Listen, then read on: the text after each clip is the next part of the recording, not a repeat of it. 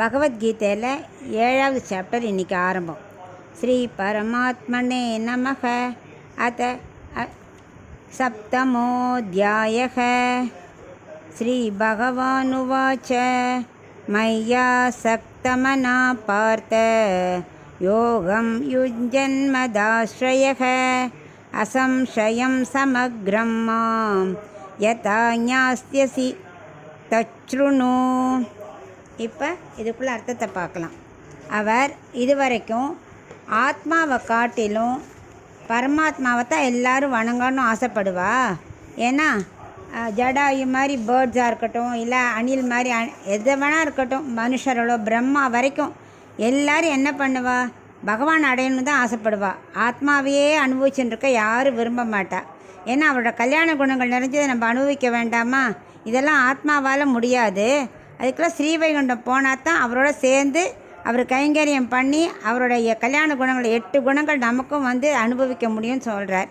அதனால் இவ எதுவுமே இல்லாமல் ஆத்மாவே அனுபவிச்சுட்டு இருந்தால் பகவானே அனுபவிக்க முடியாது, பூமியிலையும் பிறக்க முடியாது.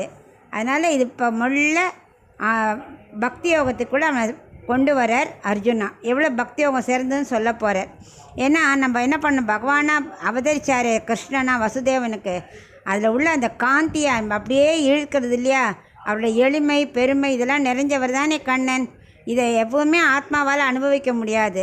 அதனால் நம்ம உடலை காட்டிலும் ஆத்மா உயர்ந்தது தான். உடல்னு இந்த உலக சுகத்தில் இருக்கக்கூடாது, அதை விட ஆத்மா உயர்ந்தது தான். ஆனால் ஆத்மாவை காட்டிலும் பரமாத்மா இன்னும் உயர்ந்தது இல்லையா, அதை அனுபவிக்க தான் நமக்கு ரொம்ப ஆசைப்படுவோம். அதனால் அதுக்கு அப்போ தான் நம்ம ஆத்ம சாட்சாத்காரத்தையே ஃபுல்லாக அடைய முடியும். பெருமாள்கிட்ட போய் அங்கேயே இருந்து நச்சப்புனராவர்த்ததன் மறுபடியும் பிறக்காமல் அவர்கிட்டயே இருந்து நான் பக்தி யோகம் பண்ணி அங்கேயே இருக்கலாம். அதனால் மெல்ல அவர் என்ன பண்ணார், ஞான யோகத்தை விட இது எப்படி உயர்ந்ததுங்கிறத மெல்ல அர்ஜுனனுக்கு சொல்ல ஆரம்பிக்கிறார் 7வது அத்தியாயத்தில். இந்த இதில் அதாவது அதுக்கு எப்படி இருக்கணும் அப்படின்னு சொல்கிறார். அர்ஜுனா அப்படின்னு அவனை சொல்லி கூப்பிட்றார். நெஞ்சை என்னிடத்துலையே செலுத்தணும், சும்மா வரட்டு ஞானம் வரக்கூடாது. நானும் ஞானம் பண்ணுறேன் கிடையாது. அவள் படிக்கச்சே கண்ணீர் மல்கணும், பெருமாளை பார்த்தா உடல் அப்படியே நடுங்கணும், பக்தி பெருகணும். அப்படியவன் தன்னையே மறந்து பித்தன் மாதிரி இருக்கானோ, அதுதான் முதல் படி பக்தி யோகத்துக்கு. அந்த நெஞ்சை என்னிடத்துலையே செலுத்தணும். அப்புறம் அந்த ஞானத்தை எப்படி பெறணும்னு நான் சொல்கிறேன் உனக்கு அப்படின்னு அவனை தட்டி கூட்டுக்கு சொல்கிறார். என்னையே ஆதாரமாக கொண்டவனாக இருக்கணும், வேறு எதுலேயும் மனசு போகக்கூடாது. நான் இல்லாமல் எனக்கு எதுவுமே செய்ய முடியாதுங்கிற எண்ணம் வரணும். எல்லாம் நீ தான் கண்ணா அப்படிங்கிற எண்ணம் வரணும். அதுதான் பக்தி யோகத்தை தொடங்க முடியும். அப்புறம் தொடங்கினோடனே சந்தேகமே வரக்கூடாது, இது போருமா, இப்படி பண்ணலாமா, அப்படி கூடாது.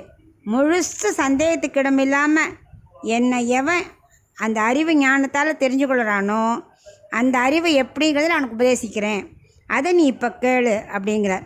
ஏன்னா ரொம்ப முக்கியமானது எப்படின்னா தட்டி சொல்லணும், அப்போ தான் நமக்கு கான்சன்ட்ரேஷன் வரும். சொல்கிறேன் கேளு அப்படின்னா நம்மளை தொட்டி கொண்டோடனே நமக்கு டபக்குன்னு எழுந்துப்போம் இல்லையா, அதை மாதிரி தட்டி எழுப்புறார் அர்ஜுனனை. இந்த சந்தேகப்படாத, நீ எப்படி பண்ணணுங்கிறத நான் சொல்லித்தரேன், பக்தி யோகம் எப்படி உயர்ந்ததுன்னு சொல்கிறேன்னு அவனை தட்டி உபதேசிக்க போகிறார். இந்த 7வது சாப்டர் முதல் ஸ்லோகம்.